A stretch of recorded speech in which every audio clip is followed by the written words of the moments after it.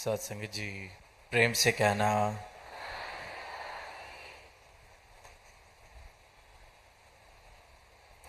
आज यहाँ सुल्तानपुर में सत्संग का सब आनंद ले रहे हैं। महापुरुषों के संतों के वचनों को श्रवण कर रहे हैं। सबकी आत्मा, सबकी रूह इस परमपिता परमात्मा की महिमा गाते हुए इसके यशोगान में आनंदित हो रही है, झूम रही है और इस आनंद की लहर को देखते हुए इसमें शामिल होने के लिए दूर दूर से सब चल के आए हैं। और एक एक संत का यही प्रयास रहा है कि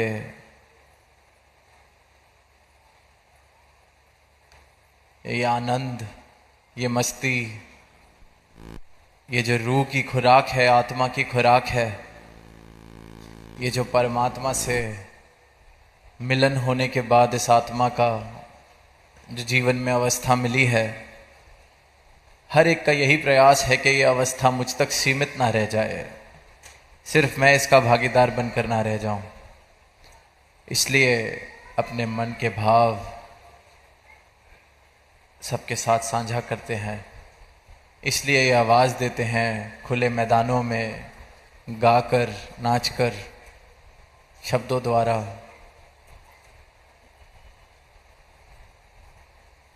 कि अपनी आत्मा का कल्याण कर लिया जाए।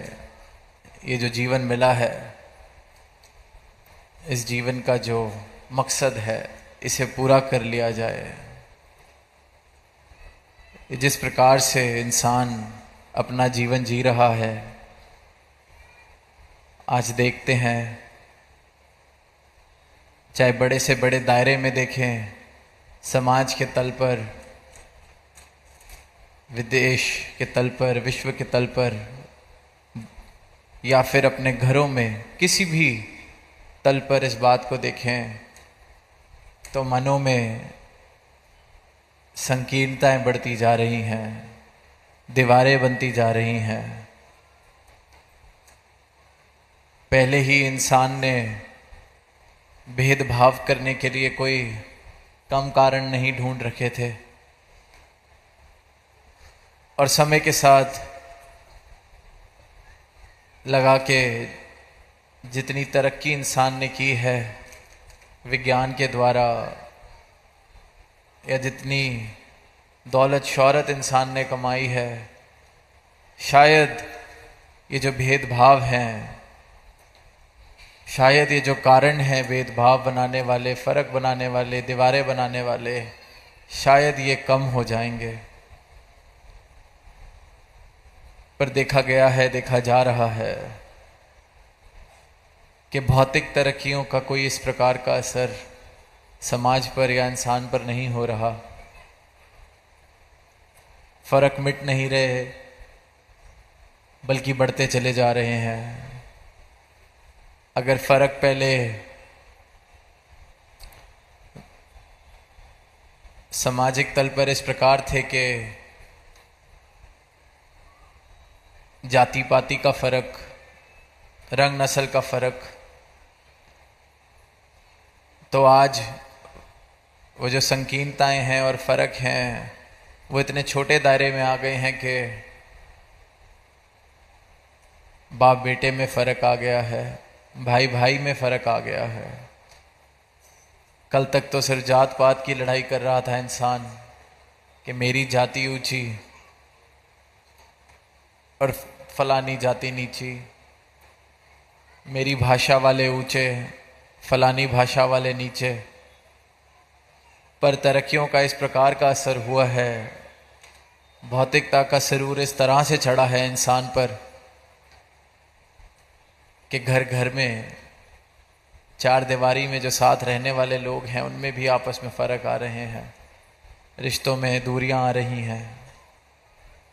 कहाँ इंसान को लगा था कि इतनी तरक्की प्राप्त करके, दौलत हासिल करके, उपलब्धियां प्राप्त करके जीवन में कोई अमीरी आएगी, जीवन जीने का मेरा जो तरीका है कोई बहुत ऊंचे दर्जे का हो जाएगा। पर जितना जितना इंसान ने उपलब्धियों को बटोरा है, उतना ही देखने को मिलता है कि इंसान का दिल उतना ही छोटा होता जा रहा है।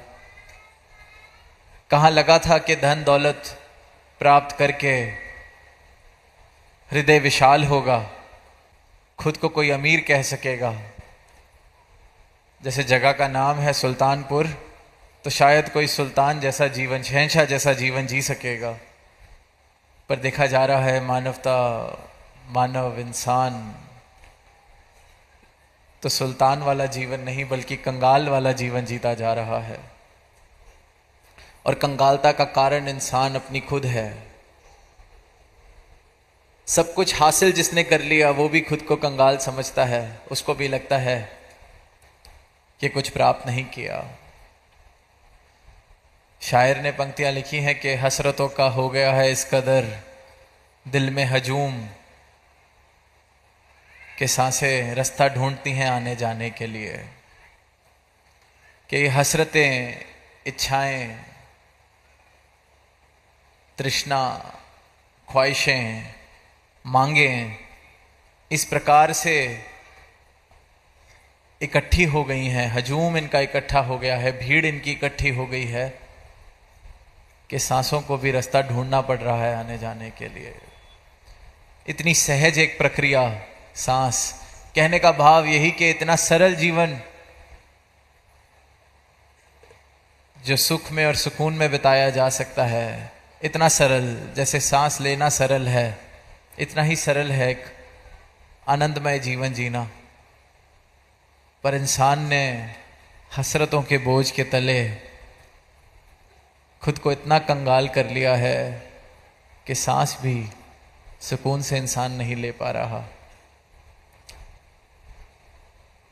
ऐसी भौतिकता की दौड़ में इंसान लगा हुआ है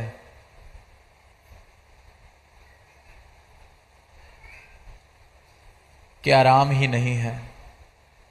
सुल्तान तो तब कहा जाए कि अपनी मर्जी से आराम कर सके,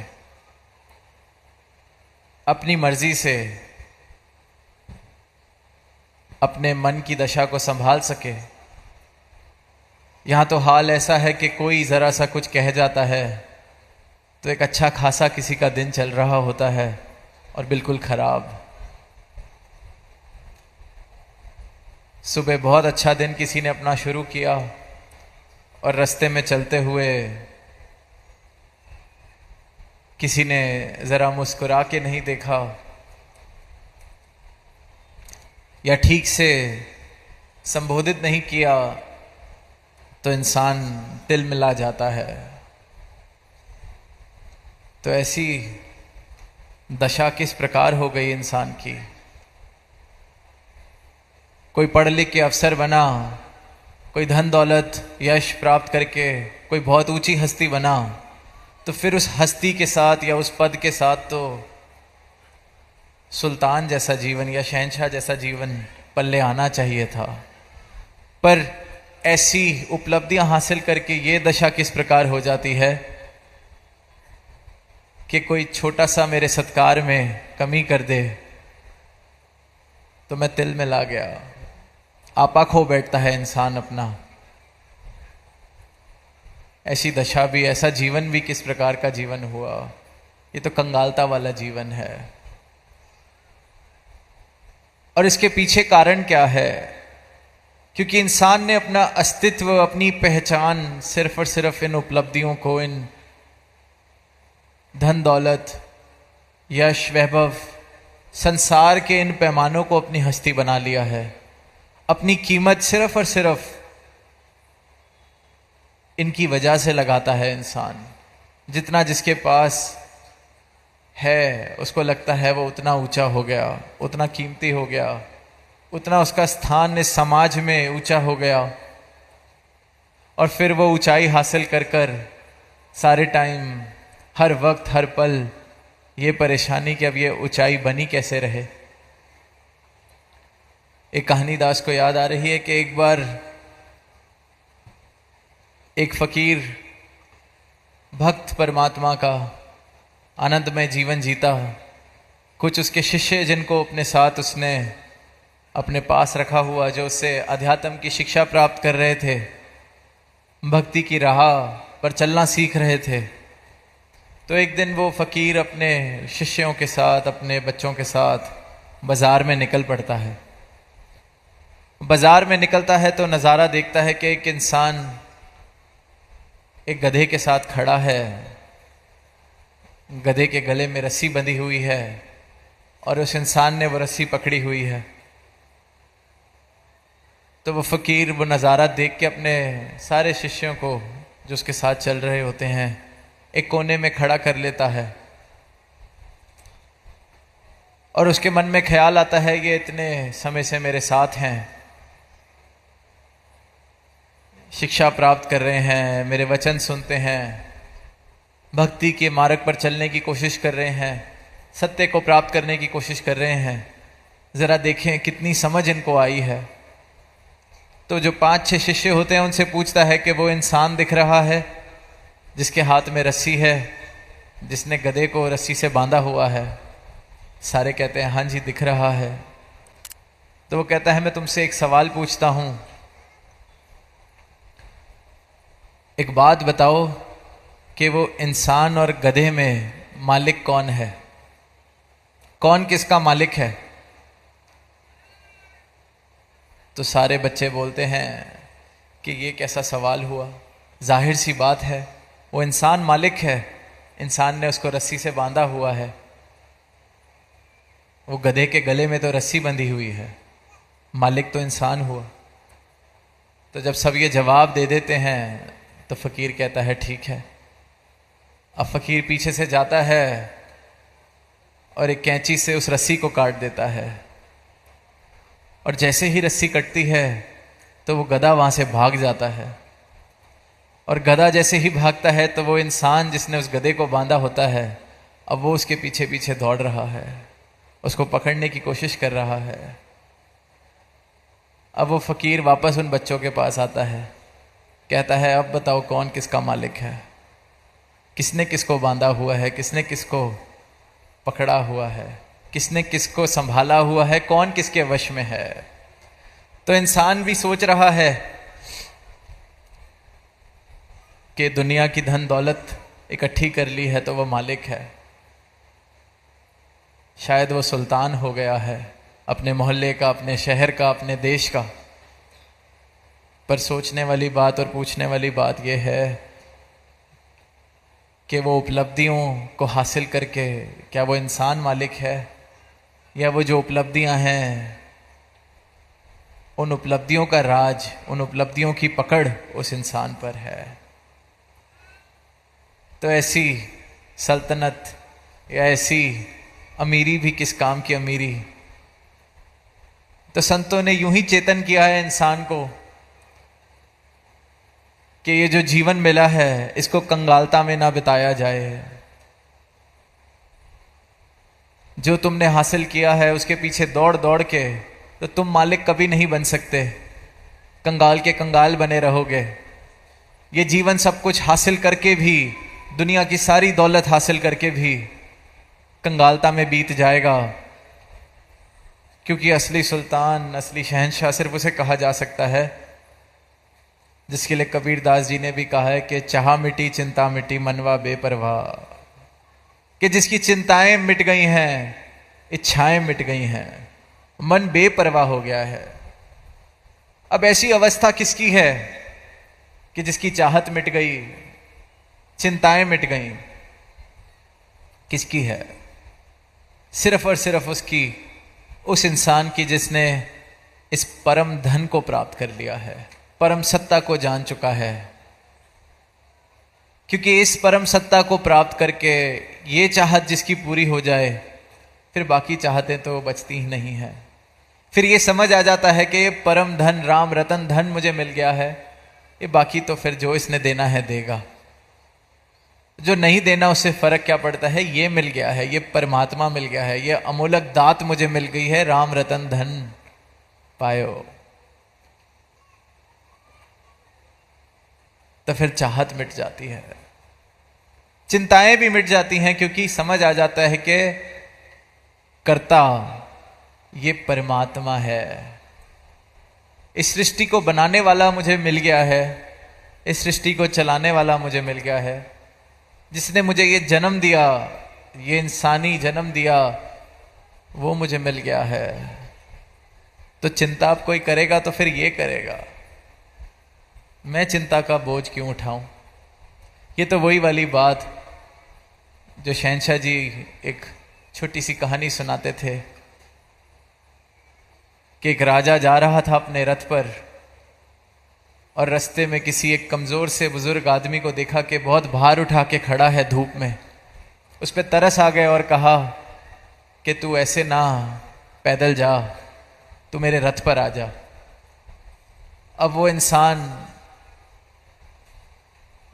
इतना आदी उस बोझ को उठाने के लिए, इतना आदी अपनी कंगालता से, उसको विश्वास ही नहीं हुआ कि राजा अपने रथ पर बिठा रहा है। पर अब राजा ने बुलाया है तो मना भी नहीं कर सका, बैठना पड़ा उस रथ पे। अब रथ पे तो बैठा, पर वो जो बोझ सर पे ढोया हुआ था, वो बोझ उससे उतार नहीं पाया अपने सर से। उस बोझ को सर पे ही उठा रखा है और बैठ गया है रथ पर। अब राजा पूछ रहा है कि ये क्या कर रहे हो, तुम्हें रथ पर बिठाया ही इसलिए, इस बोझ को भी रख दो। वो आगे से हाथ जोड़कर कहता है कि राजन, क्या ये कम है, आपने मुझे बिठा लिया है, अब इस बोझ को भी मैं यहां डालकर आपकी तौहीन नहीं कर सकता। इंसान अपनी चिंताओं को उठाने में इतना आदी हो चुका है, इतना आदत सी उसकी बन गई है, जीवन जीने का तरीका ही इंसान का कंगालता वाला हो गया है कि परमात्मा कहता है आ जाओ मेरे रथ पर बैठो, पर इंसान अपनी कंगालता नहीं छोड़ सकता, आदत हो गई है। बोझ तो इस परमात्मा ने ही उठा रखा है, चिंता तो यही कर रहा है। लिखा है शहंशाह जी ने कि पाताल में भी रोटी देना इसकी जिम्मेदारी है। हम यहां सब पहुंच गए हैं, अपने जीवन की जिस भी मुकाम पर हैं, इसने पहुंचाया। हर श्वास मुझे ये दे रहा है, अब मैं श्वास की चिंता करने लगूं तो मेरी चिंता करने से ये सच्चाई नहीं बदल जाती कि देने वाला करने वाला ये परमात्मा है। ये तो मैं बेकार में ही चिंता का बोझ उठाए बैठा हूं। जैसे उस बुजुर्ग ने रथ पर खुद भी बैठ गया, पर बोझ अपने सर पे ही उठाए रखा। तो चाह मिटी चिंता मिटी, जिसे ये बोध हो जाता है सदगुरु की कृपा से, ये राम रतन धन प्राप्त हो जाता है, तो चाहत भी मिट जाती है, चिंता भी मिट जाती है, क्योंकि ये कर्ता परमात्मा मुझे मिल गया। कौन सा परमात्मा? कहने सुनने वाला नहीं, हूबहू जिसके लिए लिखा है कि शस्त्र जिसे काट नहीं सकते, अग्नि जला नहीं सकती, पानी भिगो नहीं सकता, जो कल भी था आज भी है कल भी रहेगा, ये परमात्मा सदगुरु, इस परमात्मा के मुझे दर्शन कराता है। ये परमात्मा मेरे जीवन में आ जाता है सिर्फ हृदय से, सर झुकाने से सदगुरु के चरणों में। और जिस जिस इंसान ने इस दौलत को, इस राम रतन धन को हासिल किया है अपने जीवन में, उसने ये गवाही दी है फिर, चाहे वो मीराबाई, महलों में पलने वाली मीराबाई हुई, पायो जी मैंने राम रतन धन पायो। महलों में रहने वाली को भी लगा कि जीवन में कोई कमी है, इसलिए राम रतन धन पाया। अगर महल की चकाचौंध ही जीवन में कंगालता को मिटा देती तो फिर उसको वो खोज नहीं करनी पड़ती इस राम रतन धन की। फिर कबीर दास जी ने, कुटिया में रहने वाले, उन्होंने भी पाया, उन्होंने भी फिर आगे उद्घोष किया कि चाह मिटी चिंता मिटी मनवा बेपरवाह। जिसको कुछ नहीं चाहिए सो ही शहंशाह। और जिसको ये परम सत्ता परमात्मा राम रतन धन मिल गया, उसको फिर क्या ही कुछ और चाहिए हो सकता है। इसलिए फिर ऐसी अवस्था जिसने प्राप्त की उसको शहंशाह कहा गया है। जिसने कंगालता वाला जीवन छोड़ा, मैं मेरी वाला जीवन छोड़ा, दीवारों वाला जीवन छोड़कर इस खुले आसमान में जीना शुरू कर दिया, इस निरंकार के अंदर जीना शुरू कर दिया, परमात्मा के एहसास में जीना शुरू कर दिया, ऐसे इंसान को फिर कहा गया है कि ये शहंशाह वाला जीवन जी रहा है। चाहत ही मिट गई, चिंता ही मिट गई। और कारण है कि सब कुछ करने वाला, देने वाला, बनाने वाला, मिटाने वाला ये प्रभु मैंने प्राप्त कर लिया है। तो फिर अब वो मूर्खता मैं नहीं करूंगा कि इस राजा ने अपने रथ पर भी बिठाया है और मैं बोझ भी ढोता चलूं। तो ये जीवन में कंगालता अगर है तो सिर्फ और सिर्फ उसका कारण मैं हूं। एक पल में ये कंगालता वाला जीवन छोड़कर इस परमात्मा को, इस राम रतन धन को मैं हासिल कर सकता हूं। कहते हैं गांव में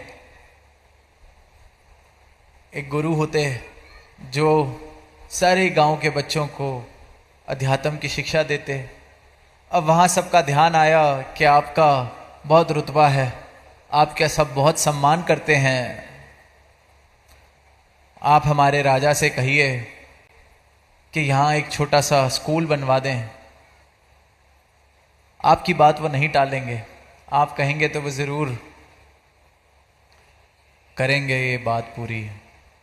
अब वो गुरु आगे से बोले कि वैसे तो मेरा उधर जाना आना नहीं है, पर अब तुम्हारा इतना प्रेम है तो तुम्हारे लिए मैं चला जाता हूँ। अब वो गए तो पता चला कि अभी राजा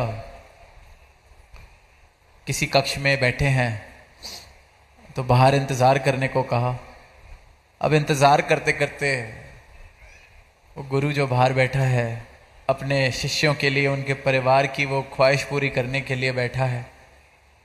उसको आवाज़ आती है कि वो राजा तो हाथ फैलाकर खुद मांग रहा है, मंदिर में खुद मांग रहा है कि मेरी सल्तनत को बनाए रखना, मेरे राज्य को और बढ़ाना, मुझ पर कोई युद्ध ना करने आए, हर तरह की जो मांगे, मुझे पुत्र धन देना ताकि मेरा वारिस मुझे मिल जाए।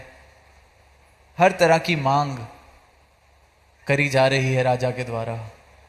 अब इससे पहले वो फ्री होता वहाँ से और बाहर आता उनको मिलने, गुरु वापस चला गया और उसके बच्चों ने पूछा कि आप मिला है राजा से, आपने बात की वो स्कूल बनाने की? तो गुरु ने आगे से बोला कि किस बात का राजा, वो तो हाथ फैला के तुमसे भी बुरी हालत में है, जितनी तुम्हारी मांगे नहीं उससे ज़्यादा मांगे तो उस राजा की हैं। वो राजा नहीं है, उससे अच्छी अवस्था, उससे बड़े राजा तो तुम ही हो। और मैं तो यही कहूँगा उसका रास्ता छोड़ो, जो तुम्हें धन मिला है इससे ऊपर के जीवन पे, इससे ऊपर की यात्रा तुम करो। वो राजा नहीं, वो तो तुमसे भी बड़ा मांगता है, तुमसे भी ज़्यादा कंगालता वाली उसकी हालत है। तो यही हाल है इंसान का है, जहाँ जीवन हीरे जैसा जीवन मिला है उसको कौड़ियों के भाव लुटा रहा है, और कोई और उससे ये काम नहीं करवा रहा। उसकी अपनी अज्ञानता, उसका अपना अंधकार, उसका अपना अहंकार उसको मजबूर कर रहा है कि वो ऐसा दरिद्र जीवन जिए, ऐसा जीवन जिए कि अंत में तरस आ जाए कि मौका तो मिला था मंजिल मकसूद हासिल करने का, पर ये इंसान तो कंकड़ पत्थर इकट्ठे करते रह गया, मिट्टी के ढेर बनाते रह गया, और मिट्टी ने तो वहीं का वहीं रह जाना है। ना उसकी कीमत कल थी, ना आज है, ना कल होगी। कीमत है तो सिर्फ इस एक अमोलक दात की। ये अमोलक दात प्राप्त करते चले जाएं, ये जीते जी जीवन को संवारते चले जाएं, जीते जी जीवन में इस प्रकार से इस राम रतन धन को बटोरें कि मेरी दौलत ये राम रतन धन हो, ये प्रेम हो, ये प्रेमा भक्ति हो, और ऐसी दौलत का, ऐसे राज्य का मैं सुल्तान बनूं जिसको जितना बांटूं वो और बढ़ती जाए, जिसको जितना बटोरूं वो और बढ़ती जाए। ऐसी सल्तनत जिसमें जितना सबको बांटूं वो सल्तनत और बढ़ती जाए। ऐसी सल्तनत तो मुबारक है, और ऐसी सल्तनत का हकदार हर एक इंसान है। हर एक इंसान इस दातार को, प्रभु को प्राप्त करके शहंशाह वाला जीवन जी सकता है। चाहत और चिंता मिटाकर एक जीवन जिया जा सकता है, और यही जीवन झोली में डाल रहे हैं सतगुरु। और इसी जीवन को जीते हुए ये संत भक्त अपनी भक्ति कर रहे हैं, और सारे ही संसार को आवाज़ दे रहे हैं कि आओ रब के दर्शन कर लो, परमात्मा को हासिल कर लो, प्राप्त कर लो। इस परमात्मा की महिमा में इस प्रकार से डूब जाओ कि जीवन में आनंद ही आनंद हो, प्रेम ही प्रेम हो। और ये प्रेम जो परमात्मा के साथ जब मेरा हो जाता है, मुकम्मल हो जाता है ये प्रेमा भक्ति का रिश्ता, तो फिर ये प्रेम मेरे रिश्तों में भी, मेरे समाज में भी, मेरे घर में भी, कारोबार में भी, सब जगह दिखने लगता है। तो ऐसा जीवन हर एक मानव के हिस्से आए। ये खूबसूरत दुनिया हम सब मिलके सजाते चले जाएं, प्रेम के आधार पर, भक्ति के आधार पर, परमात्मा का सहारा और आधार लेते हुए एक सत्य भरा जीवन, सत्य के साथ हर पल में एहसास है सत्य का हो, इस परम सत्ता का हो, इस अविनाशी का हो। तो ऐसा जीवन वाकई ही मुबारक जीवन है, और ऐसा जीवन सबके हिस्से आए। प्रेम से कहना नानक।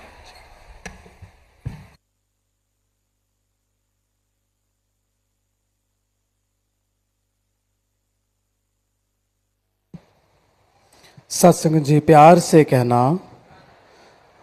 सत्संगत अब इस समय दास प्रार्थना कर रहा है सिमरन ध्वनि के लिए। आदरणीय भाई साहब अभिषेक जी एवं साथी आप जी के साथ हम सभी सिमरन ध्वनि में सम्मिलित होंगे जी। तेरी ओट सहारा तेरा, तन मन घो